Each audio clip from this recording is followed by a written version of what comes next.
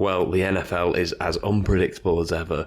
Doesn't make life easy for us fantasy football players, does it? We're going to be reacting on the podcast to all things good and bad in week 4. Return of the Jacuzzi of Concern as well. It's getting to that point in the year where we need to get some temperature checks on some players. As always, we're going to be looking forward to the week ahead with the players that you're going to be wanting to put in your lineup. It's In the Pocket Across the Pond, the UK-based NFL fantasy football podcast. Me, Alex Brindle, joined as always by the other Alex and Lewis.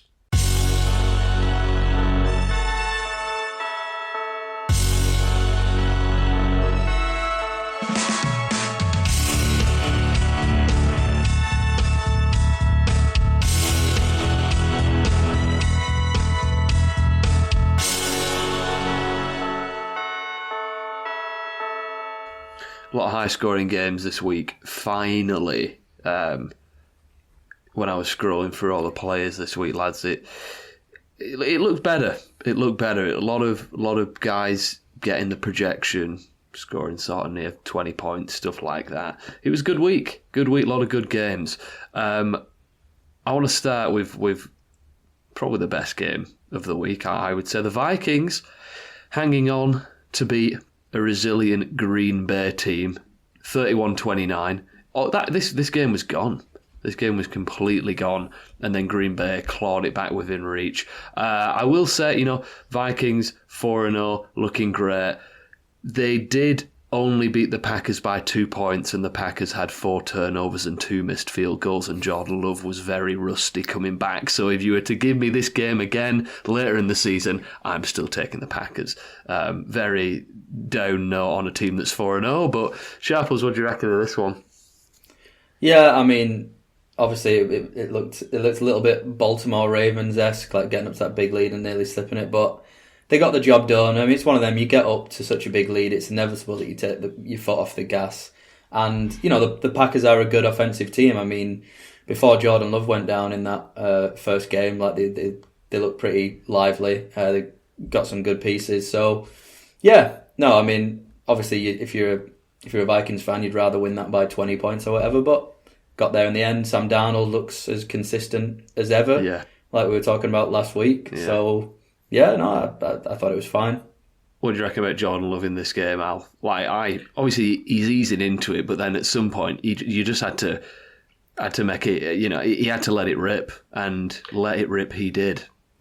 Yeah, I mean, you're very happy if you're kind of like a Jaden Reed owner, or you want to pick up Dontavian Wicks on the waiver wire.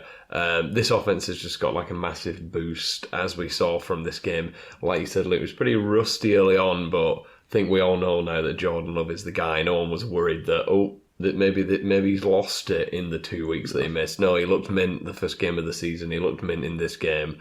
And yeah, it's one of those where people probably want to credit the Vikings defense still, even though they kind of let the Packers back into it. But Jordan Love looked mint, yeah. That's true. Answer me this, both of you, at the same time, if you could. Are the Commanders legit? No. No. Okay, I'll rephrase. Is the Commanders' offense legit? No. No? No, because the offensive coordinator is Cliff Kingsbury, and they've still kind of got nobodies at wide receiver and some nice running backs, but no one that's like unbelievable. I just think the quarterback is fantastic. I mean, 42 points against the Cardinals. Cardinals isn't a great defense, but you put up 42 points any game, and we're going to be talking about it. Putting up points at will at the moment, I'd say. Sharples, I'm going to ask you this because I'm sure you're going to take pleasure in saying this. Are the Commanders the best team in the NFC East right now? Well, they're certainly better than the Dallas Cowboys, because who isn't? Oh God, no, they're not. They're just not. It's been 3 good games, but Al's right. It seems because of Jaden Daniels. There's the argument that is the quarterback the offense, and so therefore it's a good offense. I think it's just been 3 really good displays by Jaden Daniels. I know the Eagles have looked really shaky defensively, but I think I still rate them. Cowboys are always going to be good, as much as it pains me to say it. I mean, not in the playoffs, obviously, but regular season. They're certainly better than the Giants, though. So, you can take that one. When you said the Eagles have been... I thought it was going to be another word, but it was shaky. No. It was shaky. Cool. I think I already blew my one for the year on your Cooper Cup mishap. Cooper Bleep. Cooper Bleep. Disappointing display by the Cardinals, though. There's some stuff to figure out for that team. The Ravens, hands up if you saw this one coming, dominating the Bills, 10-35. It's like that thing. I feel like every year for the past few years, it gets to about week 4, and we're like, who's good? Because teams who dominate other teams get blown out. The Ravens lost to the Raiders just a couple of weeks. Like, what? Who's good? What's going on? This with these two teams as well happens every year. The Bills will kind of shut down for a week or two. The Ravens will blow people out. Not anything that I don't think we've not seen before. I mean, obviously it was unexpected. The Bills have looked really good, but they look really good every year. They stall at some point in the year, every year as well. Do you two know the specific number of rushing yards Derrick Henry had in this game? I want to say it was... I feel like I glanced at it when I woke up on Monday morning, and it was something like 189. Sharples? I think it was a smidge higher. I think it was 2.3 million. It was 199 rushing yards. So and he had 10 receiving yards, so over 200 yards from scrimmage for one guy. Not just a guy, obviously. Derrick Henry is still... He's showing us week in, week out that he's maybe he is still... That he looks better than he did last year. Yeah, I think with this now, for me, I'm seeing a bit of a trend. I suppose it sounds obvious, but like, for example, I remember I was a McCaffrey owner when he went from the Panthers to the 49ers. I remember having a conversation with you guys and saying, like, obviously, he's going to a better team, but like, he does everything on this Carolina Panthers offense. Like, is he going to be as good? And obviously he was mint. Saquon Barkley, I was worried about him. He has been helped by the fact that AJ Brown and Devontae Smith have been out, but looks amazing. And now Derrick Henry. So I feel like now if we get another situation where a superstar running back goes to an actually good team, probably better to back them. Yeah. I think it's easy to sort of try and not buy into stuff like that, but I feel like that's more of the thing for wide receivers. I feel like there's more of a history of wide receivers going to new teams that are not quite working out. As you're saying, recent history with running backs, it sort of has worked out.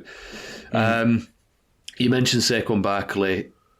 The Eagles' offense is struggling though. Lost to the Buccaneers 16-33. The Buccaneers are a good team, but wow, wasn't it like how many yards of offense did the Eagles have at half time? Was it like nothing?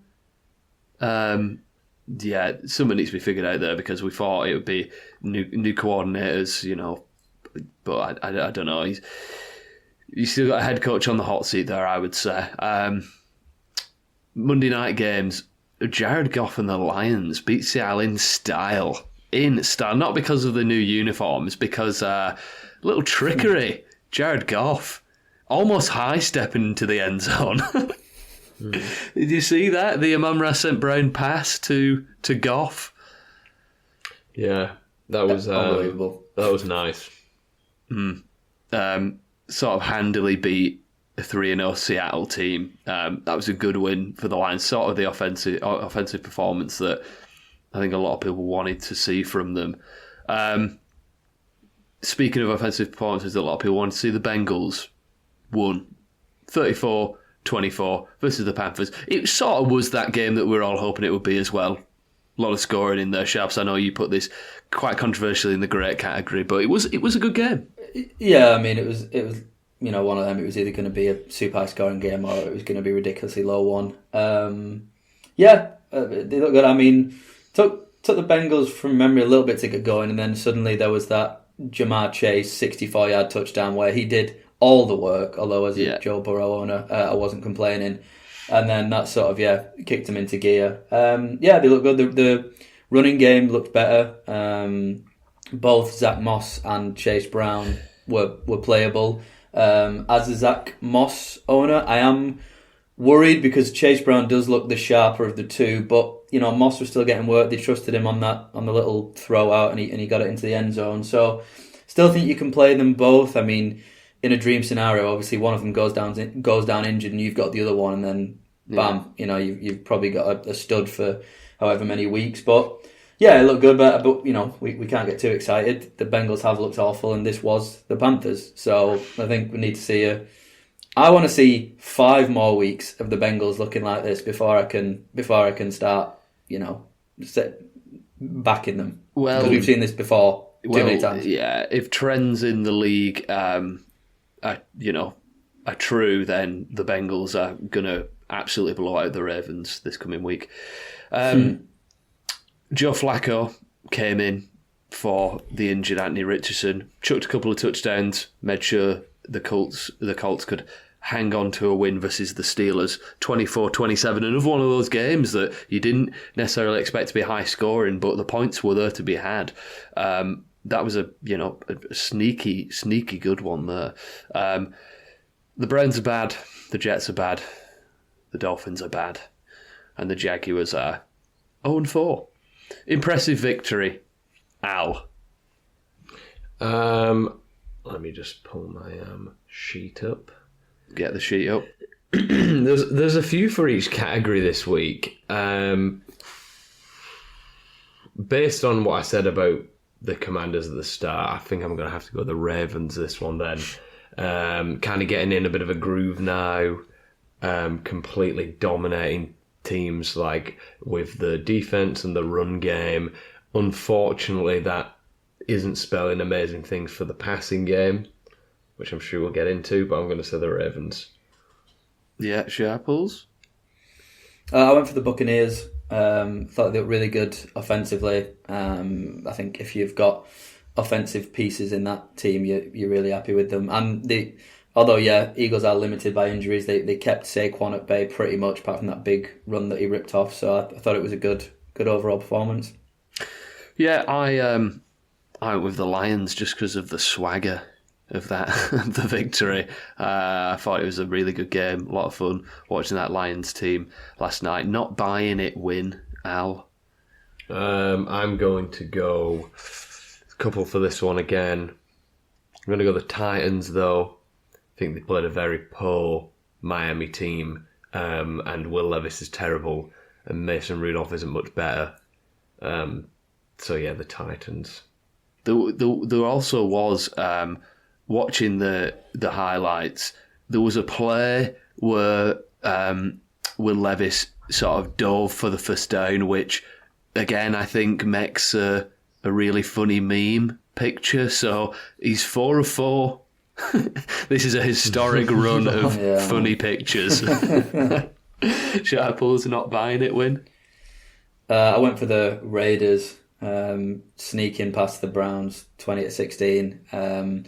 This offense, I really thought that Gardner Minshew looked quite good last year. He propped up certainly Michael Pittman last year and a couple of other receivers, but hasn't clicked. Devontae Adams wasn't there, and yet still Bowers had his second bad game in a row. Jacoby Myers got very little. And the run game, I mean, I really thought Zamir White would just step into the hole left by Josh Jacobs, and he really hasn't. He's been horrendous.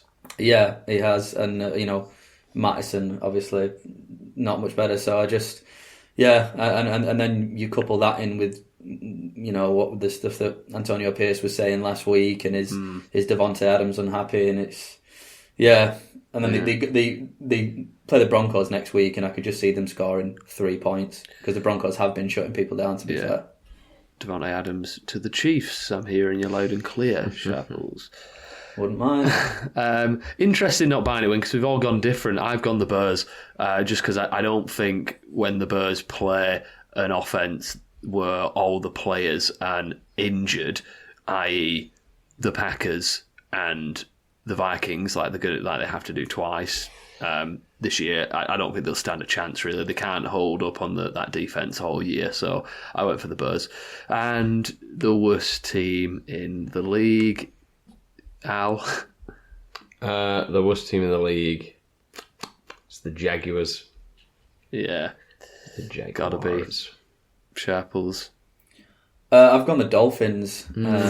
I just don't see how they win a game without, until Tua comes back. They've got some absolute Ferraris in that offense, but can't drive them. Lost the keys. Yeah, I'm going to go the Dolphins as well. Sharples. I just can't see how this team wins a game without Tua. It just, all those pieces of that offense to unlock, they're just sealed away in a vault. It's crazy.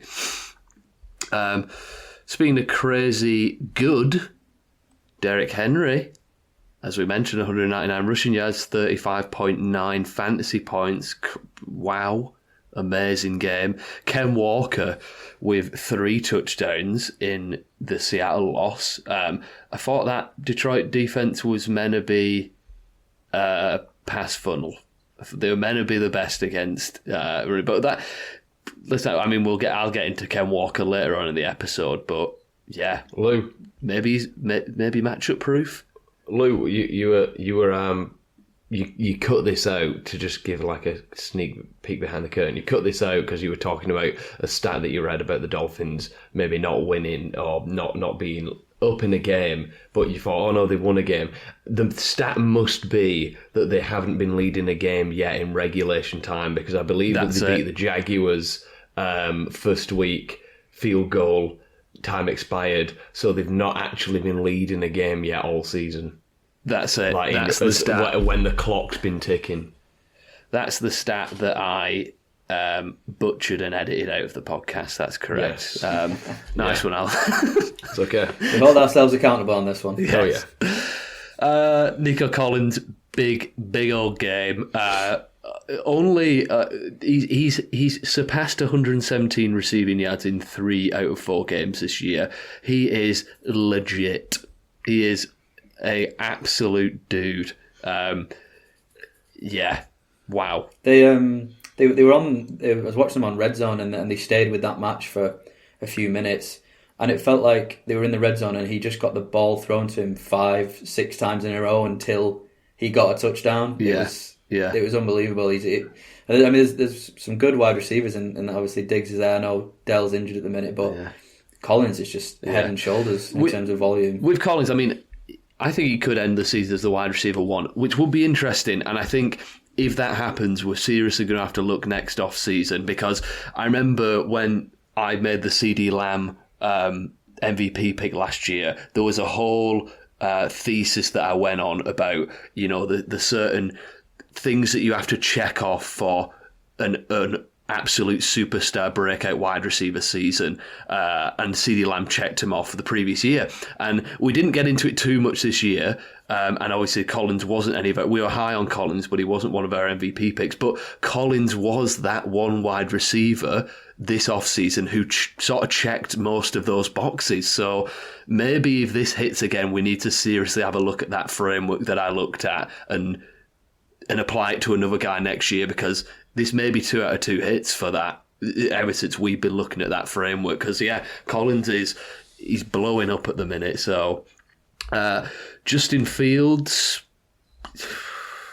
you're bound to have one of these games for Justin Fields, even though the team did lose, which is ironic.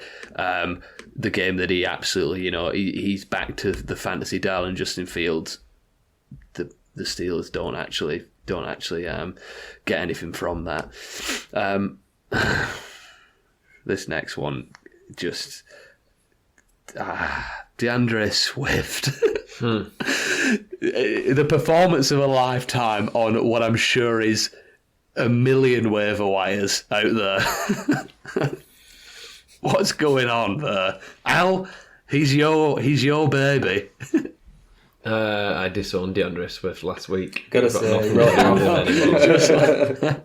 I don't know. It was weird. It was strange. I mean, what do you want to compare DeAndre Swift to? A bit like A bit like a really good, really fast player in FIFA 12 or 11, where it's a bit like there's not much nuance to it. We're not thinking about it too much. He's just quite athletic. He's pretty quick, and he looks good. Don't think about it too much though.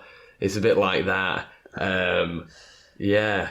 I'm still keeping Roshan Johnson. Yeah. I'm still kind of stashing him because who did they play in the Rams? The Rams are pretty banged up all over the place. So, would you advise people pick DeAndre Swift up if he was dropped? You have to. If he was dropped, yes. Yeah. Don't go after him. If he's out there on waivers, like you sort of have to, even though he's been bad. Baker Mayfield, another great game. John Love, 28 points, and that's with 3 interceptions. Would have had a crazy good game if that didn't happen. That went hand in hand with Jaden Reed being back up there. Really great points by Jaden Reed. And Dontavian Wicks as well. 13 targets for the second year play. Wicks' second year with Reed, am I right? I'm correct in that. I believe so, yeah. Yeah. Nice to see was there. Alvin Kamara continues to just churn out fantasy points all the time, no matter how much you think he's not going to. I think he was having a slow half as well, and then he still finishes with 20 pot. That seems like his floor at the minute. Like 26 points or something. It's like, what are you doing? There you go. I remember watching it because I was against Alvin Kamara in our main league, and it's like I was sat next to my girlfriend, and I was just like, no, not him. Anyone score a touchdown but him. And obviously Alvin Kamara just waltzes straight in, almost walks in for a touchdown. This was near the end of the game, and it was initially quite close in my matchup. And I was fuming because you just know it's like there's. Alvin, you just know he's going to get a touchdown. He is the offense really until Taysom Hill comes in. Taysom Hill had 2 rushing touchdowns. Just give him another. What I mean. Just give him another. Jen Daniels, great game. Jordan Mason. Go and watch the tape of Jen Daniels as well. By the way, go and watch the throws. Go and watch the talk that he gets. He's still kind of agile, and he's got such an amazing arm as well. I really don't even think we've began to touch the surface of what he can do as a rusher yet. What a player. QB1 on the season. Yeah. We had discussions in our group chat today, didn't we, about who we would have rest of season, him or Josh Allen. So that's how crazy that conversation's got already. Yeah. Over 80% completion percentage, which is crazy. Jordan Mason, another nice game. Lamar Jackson, CD Lamb, CJ Stroud, good game. Evans, Jordan Addison, a rushing and a receiving touchdown on his first game back. 2 touchdowns as well for Chase Brown, Josh Downs, and Brian Thomas Jr. with the best game of his young career at the minute. But not all players did well this week. A couple of bills to start this off. Josh Allen, James Cook just couldn't get anything going against the Ravens at all, really. I'm sort of a bit baffled by the James Cook thing. I think, even if you're down, you still have James Cook out there. Use him in the receiving game. He's one of your most explosive offensive players. So I didn't really get the usage on that. But yeah, Josh Allen couldn't really rescue a fantasy day for himself, which he usually tries to. Obviously, you might get these weeks. I'm not reading anything into this. No. I didn't. Well, not to this extreme, but I did sort of think just with the wide receiver core that they wouldn't have been as good as they were in those first 3 games. Yeah. They were pretty much, putting up points for fun. But I think a lot of that as well was the defense was propping them up because the defense has scored big in the last few games. I think Keon Coleman could be good, but obviously it's not exploded like some of the other rookies. And then what else is there? Khalil Shakir and Curtis Samuel, journeyman kind of guys. Yeah. Kincaid hasn't, really grasped the mantle. So it has been James Cook that's benefited the most. So I suppose, they had to come back down a little bit just based on the weapons they've got, or a lack of weapons, I guess. Yeah. I'm going to run through the rest of the guys quite quick. because spoilers, it's the title of the episode. We're getting into the Jacuzzi soon, lads, so don't want to spoil too many of them. Breece Hall, though, grim game for all round, really, in the Jets-Broncos game. Travis Etienne, another disappointing one. Kyler Murray. Devin Singletary, I thought you could run all over these Cowboys. Maybe not. Garrett Wilson, disappointing. Brandon Ayuk, I don't know what's going on there. Brock Bowers, as you mentioned before. Sharples, a couple of down weeks for Bowers. Interesting, really, because he looks so good those first couple of weeks. All about the Goose train, Kyle Pitts and Mark Andrews. Mark Andrews didn't want Kyle Pitts to be alone. So he went and got a Goose himself as well. Mark Andrews is done. It's over. I would bench him. I would give it one more week, and if he gets you at like 0 points again, I would drop him and I would let someone else take the bait. Isaiah Likely, another disappointing game. It's just sort of been that week one blow up, really. You've not had anything since then. Quentin Johnston, back to being Quentin Johnston.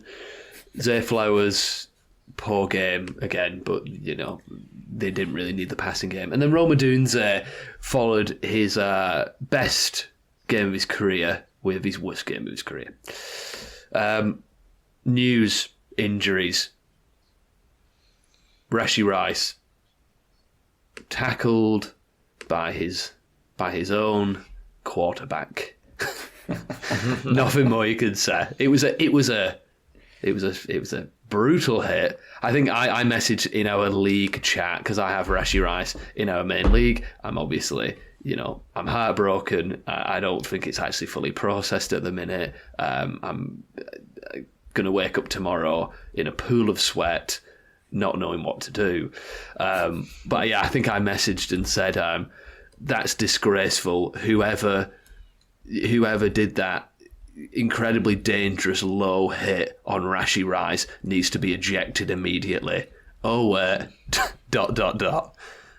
Mahomes, yeah, gif of him, doing the gun show. I don't know what he was playing at in there. Obviously, he's trying to make a play for the ball because he just threw an interception. But my God, that was dumb.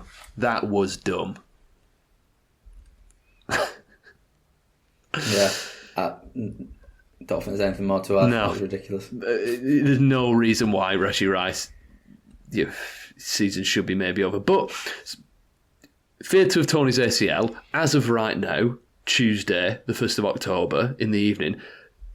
The team has yet to confirm that. They say it might be next week before they know. So I'm just a bit intrigued here, because you'd think by now they'd know if he tore his ACL. So keep monitoring that. Look, you'd think by now they'd have known how bad Christian McCaffrey's Achilles tendon was. But no. He's got another. Well, yeah. Obviously, the Rice injury is devastating, but just keep your eye on that. Maybe he's... I really don't know at this point, so just keep hold of him for now, I'd say. Yeah, Christian McCaffrey has tendonitis in both legs. What's going on here? The team kept it under wraps. This is crazy. This is... yeah. So we don't know when Christian McCaffrey's going to be back. Yeah, we knew something was amiss though when our man on the inside, Chris, diagnosed it. Said no, he shouldn't be out for this. That's when the Schefters of the world started picking up on sweating. It. So they started sweating. Yeah. I know. What do you do here? I don't really. They're saying November, but I don't know how you can say November. Like he could be missing an arm for all we know. I know. I think they might. They've got to just target the actual playoffs to get him back for, right? Yeah. Don't even say it. Yeah, I think you're right. If I was a McCaffrey fantasy owner, I would not be planning to have him back this season. Back? Not had him. Oh yeah. Yeah, true. Anthony Richardson, day-to-day with an oblique injury and abdominal strains. He went out of that game. the Colts look pretty good, so don't rush back, mate. Jonathan Taylor also left that game with a high ankle sprain. He's going to miss time. They said they're not putting him on IR, but even when they say stuff like that, it's still not what you want to hear, really. Still not what you want to hear. And the exact same with Christian Watson for the Packers, high ankle sprain. Not put on IR, but those guys are going to miss at least this week, I would think. Breaking news. Well, Alex here. I'm just recording the introduction for this week's podcast, and I've got some breaking news. Davante Adams has informed the Raiders that he prefers to be traded now. The Raiders bit in no man's land at the minute. Obviously, Adams missed this past week. How injured he was, not too sure. But yeah, he wants to leave, probably looking for that move to the Chiefs, I'm guessing, probably looking for that ring. Obviously, he's not happy at the Reds where he is. What they're going to get for Adams at this moment, I don't know, particularly when they've not got much to bargain with, what with him not even wanting to be there. But yeah, we didn't get to talk about it on the pod, obviously, but teams that he could go to, I'm thinking particularly the Chiefs. I know my team, the Cowboys, could potentially do with help at that position, so I'm not going to rule out the Cowboys, even though we know Jerry doesn't like spending that money. Who else have we got? The Bills, I suppose. The Bills, after the offense kind of took a massive dump on the field this week, they could do with some veteran help in that position, certainly. Basically, there's a lot of contenders that really need Davante Adams' help. We all know what's going to happen, though. He's going to go to the Jets. It's going to be boring. That's what's going to happen. However, a lot of fantasy implications potentially, because he's hopefully going to go to a good offense. Unless the Panthers swoop in for him. We'll see. But we like being accountable on this show, don't we, Al? Yep. Pretty clean week from you, Lou. Geno Smith was a hit with the 21.6 points. Bucky Irving and Jackson Smith-Njigba gave you nice games. And Freiermuth was a hit at the tight end. Mini streak going on, Lou. Mini streak going on. Sharps missed on Derek Carr, unfortunately. Braylon Allen, 5.6, but because we were playing the game there, it's not a miss. Outscored Breece Hall. Yeah. Oh, yeah, of course. Deontay Johnson was a nice pick from you, 21.3 fantasy points. And Cole Kmet, again, we're playing that game, 6.4. Not a miss. Unfortunately, Al, as much as I'd like to take that hit on Deontay Johnson, I did a late pivot and went for Andre Iosivas. You did? Oh, of course, sorry. Who was a bust. So as much as I like to play the game, I like to do it in a straightforward manner. And so unfortunately... Since when? Well, since now. Of course. So yeah, I still had Deontay Johnson in my my document here. Oh, so, well, thanks for that. It's a gentleman's game, so thank you for the honesty, Sharples. Yeah, it is a gentleman's game. That's very good of you. Unfortunately for me and my quarterback, they sent Daniel Jones out there. I explicitly ordered Dan Jones. So they sent Daniel Jones out there and he got 9.5 on the Thursday. Horrible. Tajay Spears last night, 11.9. Keep an eye on this player. It might be someone that you can stash or kind of look to play later in the year when he establishes more of a role there.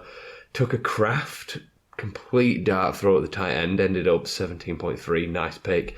And don't look now, lads, but this is 4 for 4 on wide receivers for me. Pay attention to my wide receiver pick later on then, people, because we're on a pretty unprecedented hot streak right now. Mike Evans, 23.4 fantasy points. And that was my worst pick of the year, so I do apologise for that. Cheers, Al. Lads, get your trunks on. It's time for us to take a dip in the Jacuzzi of Concern.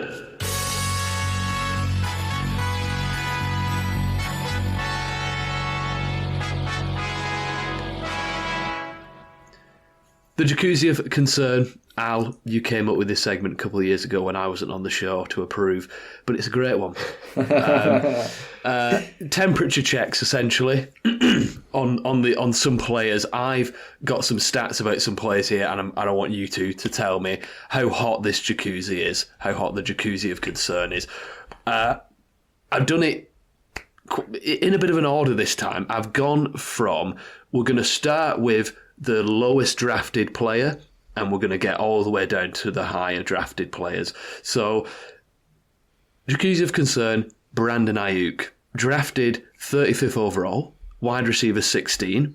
He's currently the wide receiver 58, averaging 7.4 PPR fantasy points a game. He hasn't surpassed 50 or more receiving yards yet, and that's with some of his teammates and target competition missing time. I'll be honest, I forgot Brandon Ayuk was playing for a little bit. Jacuzzi of Concern on Ayuk, Al. I think it's lukewarm. It was always going to be a slow start. You know, there was a whole contract thing over training camp. Did he hold out? Did he miss some of training camp? All of it, yeah. Well, there we go. It's going to be a slow start for Ayuk. He's going to get kind of worked back into the system regardless of whether he was there last year or not. I think in 2 weeks' time, we're talking about a completely different player, kind of stats-wise, outlook-wise. So not too concerned. I would trade for him if I could. If I could buy super low on Brandon Ayuk right now. Sharples, do you agree with that? Yeah, no, I do. I think it's mainly down to, like Al said, there was a lot of uncertainty going into it. Didn't do the training camp. Kittle's already been down twice. Samuel's going to go down at some point. I think Ayuk will become that wide receiver one for them. And then, if McCaffrey stays out, then, even more, I think it'll be fine. Nice. I like to hear that. Bit of optimism right away in the Jacuzzi of Concern. It's lukewarm, it's quite nice. Ran a bit of an alright time. Quarterback next. Not one that you might be thinking of, though. I think, the volatile nature of Anthony Richardson was baked into all of our rankings of him, so that too easy, Anthony Richardson. I'm going to go Patrick Mahomes. Drafted 31st overall this year, quarterback 2. Now, I sort of want to... It's easy right now to think, Patrick Mahomes, but there's always been better options than him at quarterback. He's the guy who's great in real life, but not for fantasy. I sort of want to debunk that, because Mahomes' last 6 fantasy finishes, number 1 in 2018, then 8, then 4, then 4, then 1 again, and then 8 last year, but he was still averaging over 18 points per game. He's been great for fantasy football. That being said, what is also true is Patrick Mahomes' last game with over 20 fantasy points was week 12 last season. This year he's the quarterback 14, averaging 14.4 points per game. He's thrown at least 1 pick in every game, and he's just lost his number 1 wide receiver. Jacuzzi of Concern on Patrick Mahomes. Sharples. Yeah, scalding. You're right. I don't think I've been playing for 4 years. I don't think I've ever seen Patrick Mahomes go later than quarterback 3, and that's usually that can be as early as the second round. You've seen him go as well. He's always getting drafted high, and I just think this Kansas City Chiefs offense is just, for the last couple of years, has just been evolving into a different kind of team than what it was when he first started. And because he's so good in real life, and because he keeps winning Super Bowls, I think it just masks the fact that fantasy it's a different game, and he's just not as good. You don't have the big players. Obviously, Tyreek Hill going was a big loss for that. Kelsey's aging. Isaiah Pacheco has become a bigger part of the team. I know he's out at the minute, but even with him out, they're not passing that much more. It's just a more balanced offense, I would say, and also they just seem to do enough to get the win. They don't, their eyes are always on the Super Bowl. They're not going to exert themselves. They just do enough to win, and unfortunately, that's not what you want for fantasy football. And also, the defense is good. Defense has been really good for the past couple of years. Again, not what you want. So, I mean, I drafted him in one league, which I wasn't as bothered about. I had a bit more fun with it. I'm 0-4, and I'm currently trying to pick up Justin Fields off the waiver wire because I just need something to try and resuscitate the team. So I think that tells you everything you need to know. Al, are you burning your skin off like Alex Sharples is in the scalding jacuzzi? I think I am, to be fair, yeah. I'm targeting the Mahomes owner in our league, our main league, because I've got Jaden Daniels on my bench, and I know that person needs a quarterback with upside, so I'm targeting the Mahomes owner. I just want to say, Luke, you acted like you debunked this idea that Mahomes hasn't been good for fantasy, whereas quarterback 8 finish is a pretty big disparity, considering that in real life you would have to put up a pretty strong argument to convince people that anyone other than Mahomes was the best player in the league. So I think quarterback 8 is pretty low down for a player whose real life kind of reputation and stature is so unanimously recognised as the best player in the league and this kind of historically good. So I think quarterback 8 finish is disappointing for Mahomes last year. I kind of think people were a bit foolish for drafting him so highly this year. No way did they know that the Chiefs were going to have these injuries on offensive course, but that just adds to why I'm really, really concerned. Yeah, fair enough. Yeah, I agree. And the problem with Mahomes is he's a guy who you have to draft at his ceiling, and by the looks of this, he's hit that ceiling definitely twice, almost another 2 times, and not at all 2 times. We'll move on to a tight end. Could be many, many tight ends to pick for this. I could have gone with Mark Andrews, but then again, if I did, we'd have to change the name of this segment from the Jacuzzi of Concern to the Volcano of Instant Death. So I've gone with a tight end whose arrow may be potentially pointing up due to injuries on his team, and he's a direct link to the quarterback we just spoke about, Travis Kelce, drafted 22nd overall this year, the tight end 1.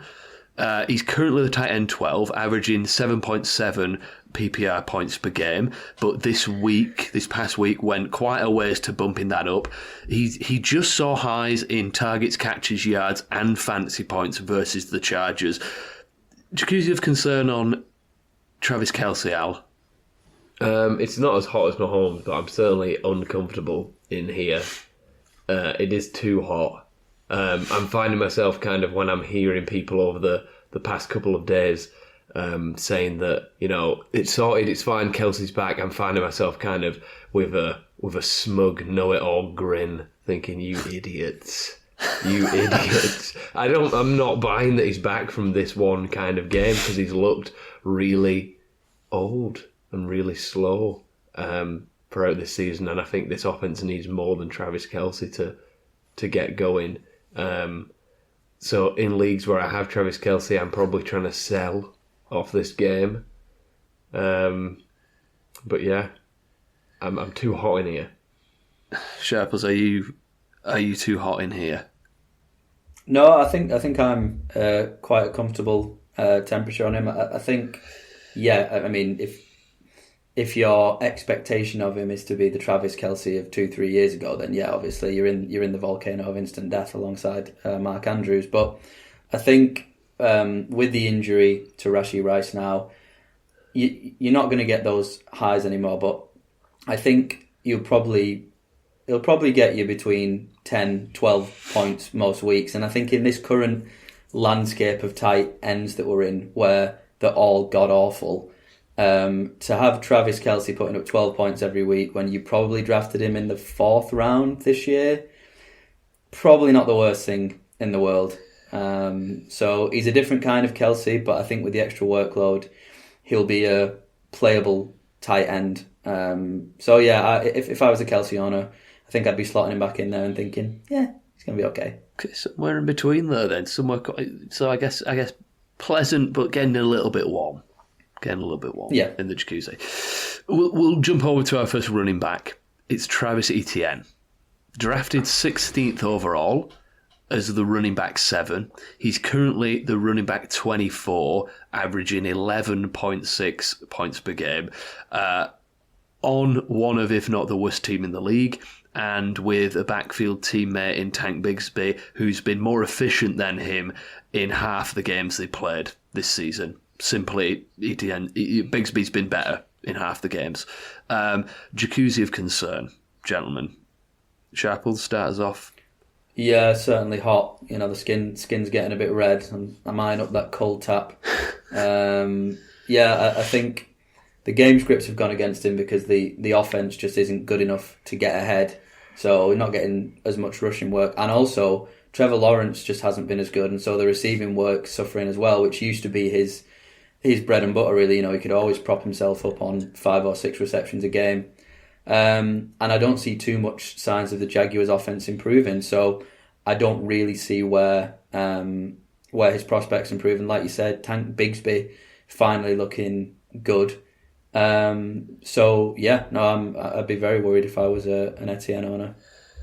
Al, are you as fidgety in this hot jacuzzi as Sharples is? I'm almost ready to get out. As an ETN owner myself, I'm almost ready to get out. I mean, I don't have any confidence that he's going to meet his projection every week. This offense looks terrible. He looks like he's barely on the field. There was a moment at the weekend where he was just stood on the sideline with his helmet off behind everyone, and you're thinking, what on earth is going on? I mean, fortunately, the underlying numbers aren't as bad as what kind of the eye test is, or what you think you're seeing, or what even your fantasy scores are saying. The underlying numbers still say that ETN's getting a lot of usage in this backfield. It is worrying that Bigsby has played better than him. But yeah, I mean, very concerned. You can't do anything with him other than probably play him, because he's probably your, at best, he's your running back 2, but he's probably your running back 1. So yeah. Yeah. We'll go to another wide receiver. Garrett Wilson. Drafted 13th overall, wide receiver 7. Currently the wide receiver 35, averaging 10.9 PPR points per game. Season high of just 60 receiving yards, which was in week 1. Trailing behind Alan Lazard in yards and touchdowns, and of course fantasy points. Jacuzzi of concern on Garrett Wilson. Al, probably about as hot as the ETM one. I just don't know whether in real life Garrett Wilson's as good as people have been telling me they are for 2 years. So I'm pretty concerned.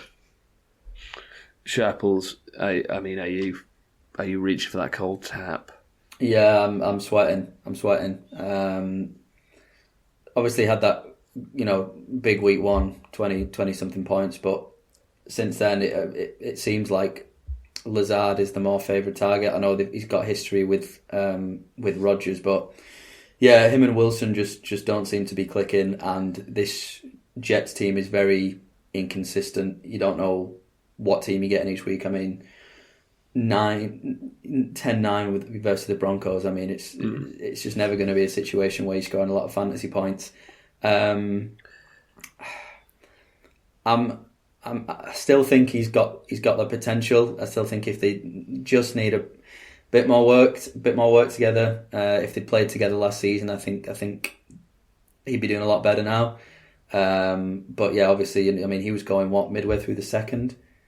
Yeah. I mean, yeah, if you pick Garrett Wilson, I think almost ready to jump out of that jacuzzi, I think. Yeah, I would agree. This is a scalding hot jacuzzi at first touch, really. Like, I do not care about him getting the main coverage by every team. At a certain point, true alpha number 1 wide receivers rise above that, and Wilson hasn't.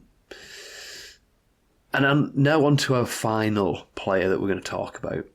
You might have whittled it down, because obviously I was going from higher and higher and higher drafted players. It's Bijan Robinson, drafted 4th overall, running back 2. He's currently the running back 16, averaging 14.2 PPR points per game. He's got 1 total touchdown. He's tied with backfield teammate Tyler Algier in red zone carries, which is just 6. He has -1 rushing yards in the red zone in the first month of the season. And this time last year, 4 games played, he was the running back 6, averaging 17.6 points per game. Jacuzzi of concern on Bijan Robinson here, Sharples. See, I'm sorry, I don't want to anti-climax it, but I think this is just a little bit more palatable than Garrett Wilson, purely because we saw Bijan Robinson last year. We know what he can do. Like I know he is an unbelievable running back. Same can't be said about Garrett Wilson. I just think it's been a slow start. You know, you picked him, 3rd, 4th overall. I do get it. I'm not a Bijan Robinson owner, so that may be why I'm a little bit more calmer on the matter. But we've seen it. We know he can do it. He just, in the words of Patches O'Houlihan, he just needs to take the RB1 job and just hump it into submission. And I do think he will do that by the end of the season. I think he just needs to get a grasp on it, settle into the new offense, and then he'll have 1 game where he explodes, I think, and then I think we'll go from there. It's just my opinion. I see Al shaking his head, but that might be at the Blackburn Rovers game. It was at the Blackburn Rovers game. I agree that I think a lot of this is down to the offense being really new and kind of not clicking yet. So in that sense, I don't think he's going to be, what did he say, the wide receiver 16? The running back 16, Sorry, running back 16. I don't think he's going to finish the running back 16. I am concerned with this idea, a bit like Garrett Wilson, that Bijan Robinson came into the league drafted out of Texas, this kind of next phenom running back. He's the next McCaffrey. I am concerned that he's not going to be that. I think the closest thing to that is probably Breece Hall, and he's been fairly disappointing so far this year. And that's the issue, like you touched on. He's been drafted. Like, that's what he is going to be. So in that sense, I'm concerned because I don't know if he is going to end up being that. But I am putting a lot on the fact that this offense is new. So I think it's hot, but it's not unbearable. I quite like it, actually, because it's driving the people. It's driving the people with no guts, with nothing down in the plums. It's driving all those people out of the jacuzzi, and I'm sitting in here. Yeah, the small children and the Germans who got up at 6 a.m. to put the towels on the sun loungers are out, and we're just kicking back. We're kicking back. Like I said, I'm not fully convinced that this isn't going to scold me for life, but at the minute I'm willing to risk it. Nice. Towels, lads, there you go. You can jump out of the Jacuzzi of Concern. Thanks, and let's look ahead to next week.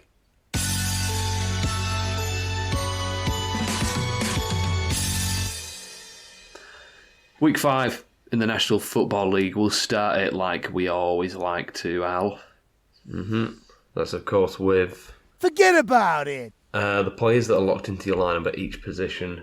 We're not going to mention them in any detail, but do not worry about it. Put them in. Don't even think about it. At the quarterback position, Jaden Daniels, Lamar Jackson, Josh Allen, Jordan Love. Forget about it!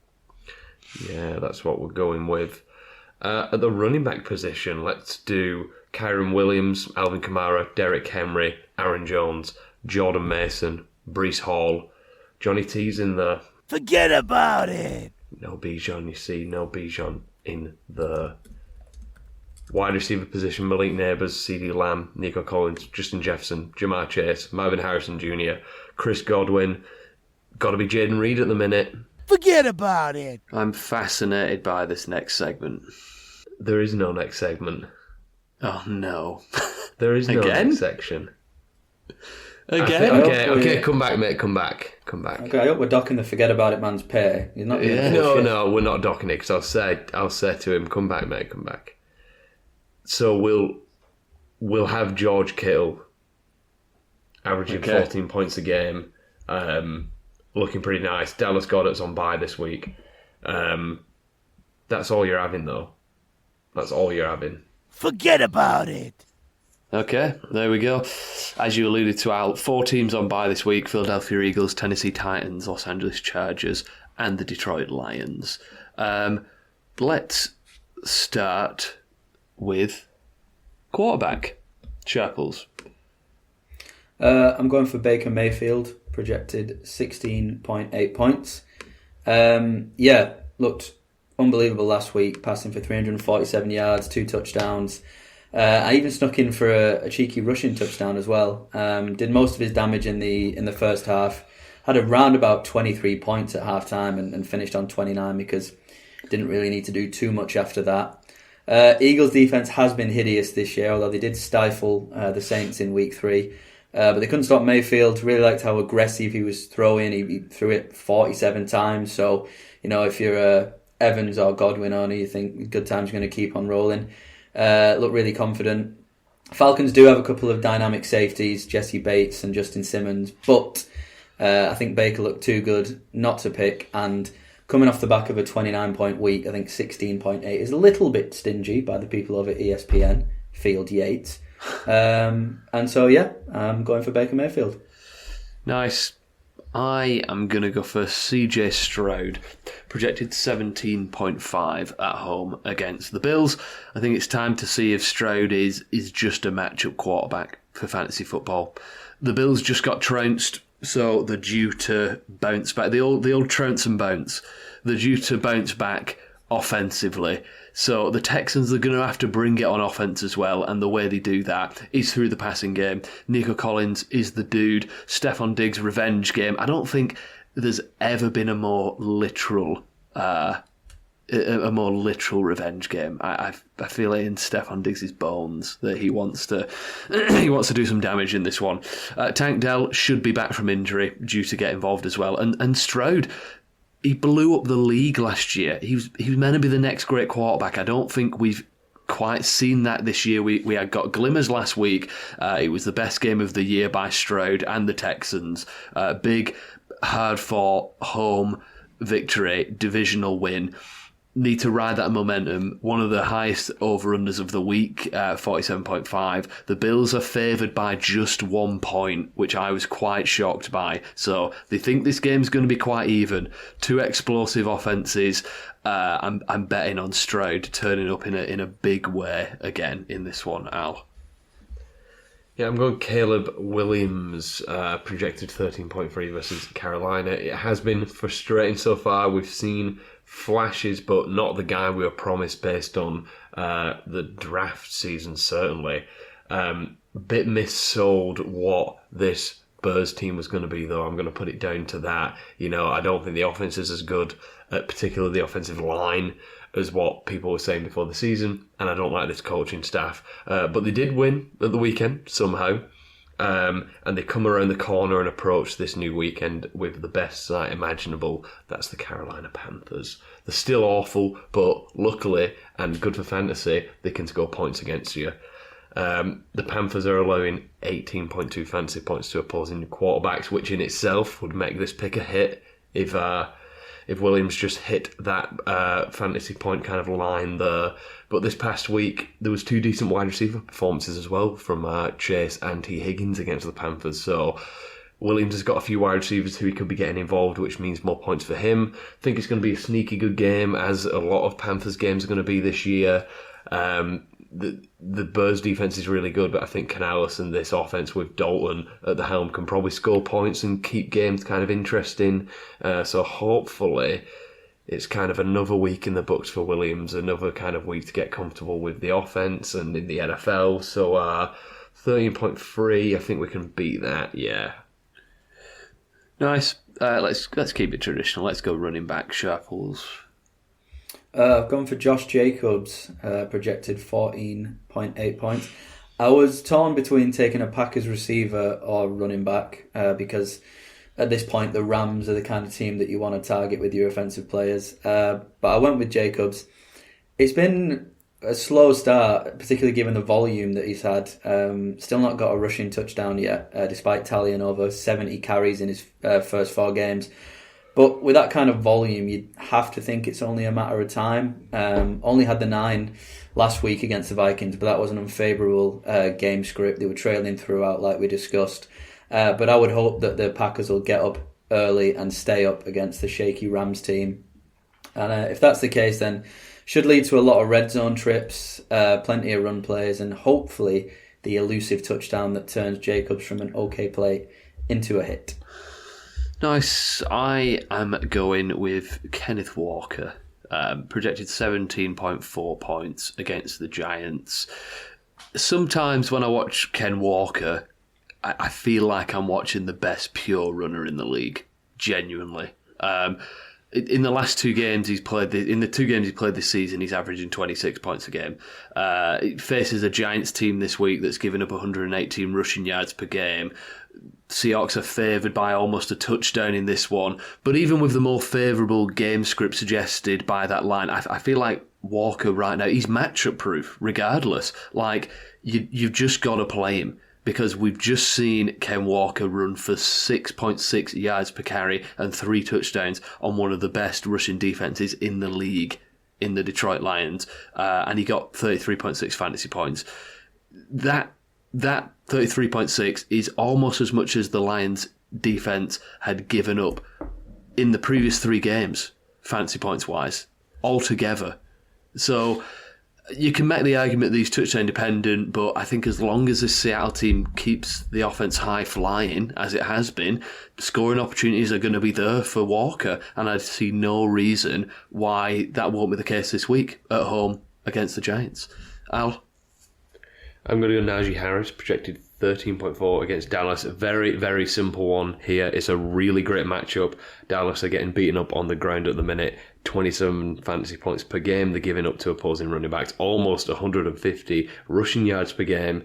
You've got Jalen Warren and Cordero Patterson both banged up, meaning that 17 attempts that Najee Harris is averaging so far this season, that's going to be his absolute floor in this game.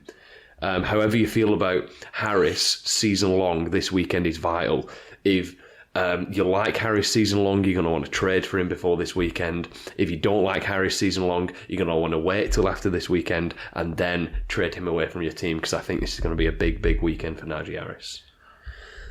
Nice, let's go wide receiver, Sharples. Well, following on from the third-degree burns I received from Garrett Wilson in the Jacuzzi of Concern, I'm back in Alan Lazard, projected 7.8 points against the Vikings. 7.8. I thought that was a little bit low. Of course you did. Well, you know, not that it's been working out for me this season, the biggest slump of my career. So maybe I do need to change my ways. Anyway, following the game script with this one, I'll try into the Vikings absolutely torched Green Bay early on, which obviously led to then big fantasy points for, like we discussed, Jordan Love, Jaden Reed. And I can't help but feel that they'll do the same to the Jets. So I think you'll end up seeing a lot of throws from Rodgers, and like we discussed, although Garrett Wilson is the wide receiver 1, it doesn't quite look like him and Rodgers have clicked. Last couple of games, I think he's been favouring Lazard, and currently Lazard is the wide receiver 18 compared to Wilson's wide receiver 38, although that is skewed a little bit by Lazard's big old week in week 1. But yeah, in this matchup, I think he's got a relatively safe floor. Don't expect him to bust. I think in the right circumstances, he can be a hit. The only issue is it is a London game, and all rhyme and reason does seem to go out the window on those games. So who knows, could end up with minus 20. But he could also end up with 200 points. So Alan Lazard could get 200 points. You heard it here first. There we go. Alan Lazard 200-point game coming up. I'm going to go with Michael Pittman Jr., projected 13.3. He came to life last week, partly due to Joe Flacco coming in, much more archetypal pocket passer. But, Pittman, he saw with Flacco in, a lot more underneath intermediate targets along with yards after catch, which is his bread and butter, really. But to be fair to Anthony Richardson, he did get Pittman involved early when he was playing. A couple of big catches totaling 60 yards with Richardson under centre. So, with Flacco in, it was good to see Pittman being finally utilised, though. to his strengths. Good to see him finally top 100 yards in a game as well. It's unclear at the moment who's going to be starting, whether it's Flacco or Richardson. Obviously, I am hoping Flacco for Pittman's sake, but regardless, I think the matchup is favourable enough, whatever the case, because they're facing the Jaguars, who've been awful on defence across the board, but specifically yards after catch. They've given up the most yards after catch than anyone in the league, which, again, Pittman's bread and butter, really. So I think the Colts shouldn't have any issues moving the ball, no matter who's throwing it in this game. I think Pittman has another decent one. Al? I am going for Amari Cooper, projected 12.7 at Washington. At this point, I should just be able to say the name of a receiver, and that should be justification, as I've mentioned. It's that unprecedented hot streak at the moment. However, this matchup is juicy. Washington ranked dead last versus opposing wide receivers. They're giving up 233 yards per game through the air, 10 touchdowns so far on the season, 39.1 fantasy points. Cooper is the dude on this Cleveland team. It had a bit of a slow start this season because of the quarterback play, but bad quarterback play doesn't mean that wide receivers can't have spike weeks. We saw a big spike week already from Cooper in week 3, so if you ask me, this 12.7 is ripe to be obliterated by Cooper, who is still, I think, one of the wide receivers at the kind of top echelon of the league. So, I mean, I can't believe this projection's so low. This is a hit. Nice. Let's round it out nice and quick with tight end Sharples. Yeah, I've gone for K. Dotton, projected 7.8 points. And my analysis is that K. Dotton is a tight end that plays for the Tampa Bay Buccaneers. Beautiful analysis. True as well. I'm going to go Mike Gesicki, projected 7.2 against the Ravens. Didn't shake out for him this past week. It's going to be the case on this team with the competition for targets, but prior to last week, he was going steady, averaging 9 points a game. I'm seeing last week as a bit of an anomaly. I'm betting that he's more involved in this one, especially against Baltimore, who have actually been one of the weaker teams against tight ends so far this year. Al? Well, we've got a tight end battle on our hands, Lou. No, because you want Gesicki, I want it all. With Eric All Jr., the other Cincinnati bag. I'll be honest with you, did not really realise who else were the tight ends for Cincinnati when I picked this. Nice. Tight ends are horrible. At this point, for any tight end to have the ball thrown his way, that's what I'm looking for, essentially. All has 4 targets for 4 receptions in his last 3 games. Okay, he's kind of down the depth chart, but maybe he's got a bit of a role on this team. Maybe he's the guy that catches 4 receptions for 20 yards every week. That's what I'm hoping for. Great. Well, can't wait to see how that shakes out. Sharples, round us out with your game tiers this week, week 5. Yeah, unfortunately, not as high in the games as I was last week. Much more bottom heavy.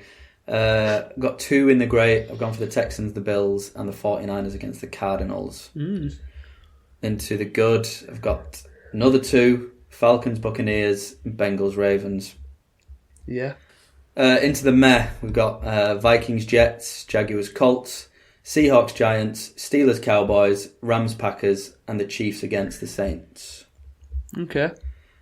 And then into the bad, got the Patriots, Dolphins, the Bears against the Panthers, the Commanders against the Browns, and early contender for toilet bowl of the season, Raiders, Broncos.